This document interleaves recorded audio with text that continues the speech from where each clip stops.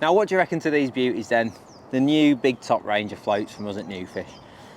And they're the floats that I've been so excited about showing you because they're just perfect for modern fishing situations. When you're fishing on commercial fisheries for carp, F1s, even other species, bream and tench and stuff like that, these thicker tips are so invaluable these days. We're all using bigger baits, we're all catching bigger fish, and this range is perfectly designed to suit those situations when you're all bagging up on those bigger fish. And let's face it, we're not getting any younger and our eyesight's are getting worse. So having a few options along with the existing floats, the extra strong inline range, we've now got options for those who need thicker bristles to see them. Let's be honest, we need thicker tips. I need thicker tips, my eyesight's terrible, and having these floats is just an absolute winner. So I'm going to talk you through the range. It's a nice little collection this is, and like I say, this is to go alongside the extra strong inline range as well. So your Cypries, your Bulks, your Furies, all stay in, they're all super popular. But we just felt like a nice little addition to the range would be this family of floats. And I think we'll start at this end. I'll do a video separate about my paste floats because I feel like they're going to need a bit of explanation to really truly benefit. I'm going to do a lot of videos on these. I do a lot of paste fishing, as you know, and I've designed these floats to suit how I fish, and hopefully you guys are going to understand why I've designed them how I have. So the first one is the JC margin paste. Straight away you'll probably think, well, that's not a traditional paste float. Well, first of all, it's very short, so when you're fishing in the margins up to sort of 3 foot of water, it's perfect for that. But I fish, when you're fishing in the margin, you get a lot of fish activity. Obviously you get big fish in the edge, they're wafting your bait around, they're wafting your rig around, swimming into your line. And what I was finding, I've made myself some floats with normal standard bristles, like 2mm, 2.5mm bristles, what you commonly use for paste fishing. But what was happening, every time I was getting a big carp coming to the edge, the buoyancy in the float, when the fish brushed against the line, the buoyancy of the float would actually pull the hook out of the paste. So you were never fishing, you were never in the water, you were always having to come back and rebait. And it got me thinking, and about 6 years ago, I came up with this idea of using a really thin bristle, so something you could see, so that you could read the bite still, but I wanted a long, thin bristle so that every time I got a liner, the float would go under with minimal resistance and my paste would stay on. And that's what led me to doing this. And I've done loads of live matches at Shearsby and places like that where I'm fishing paste in the edge, and you'll have all seen an early type of this float that I've been using. And it's just a brilliant, brilliant pattern. It was one of them, it's a bit unconventional because of the thin bristle, but trust me, that will catch you more fish when margin fishing with paste. Moving up, we've got just a standard JC paste. We've done this in 0.3 and 0.5, and this is just your go-to all-round paste pattern. 2mm tip, fiberglass stem, inline body. Both paste floats are inline bodies without an eye, so you just pass the line through the body, put the silicone on as normal, and off you go. We wanted something super strong and simple that didn't tangle, and that's what we've got with these. One thing that I must stress, along the lines of this, I don't like having too much buoyancy in the tip. So the stem of the float goes all the way to the tip.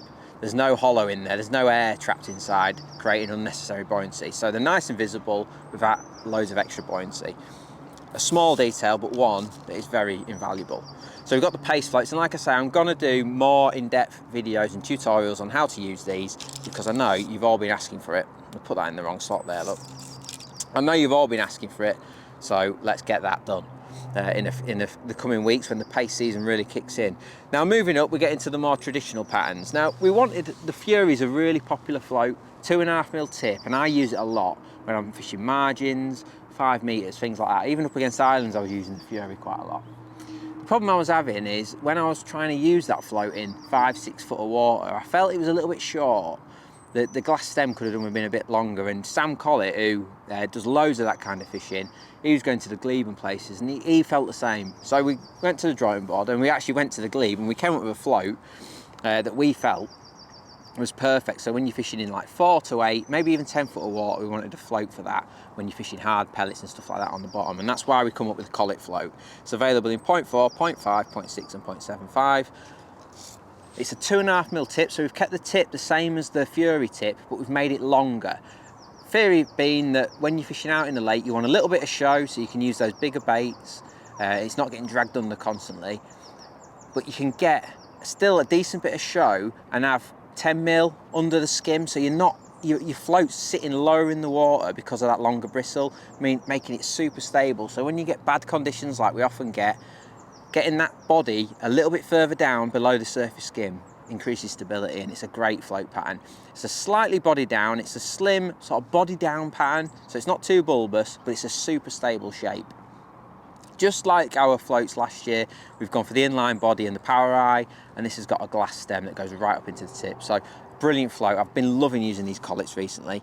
Let's try and get it back in the right thing, and Sam's done a great job with that design. Brilliant. Now, a float that we come up with, we wanted something that we kept asking the NuFish Anglers group on Facebook what you guys wanted, and you all wanted thicker tips.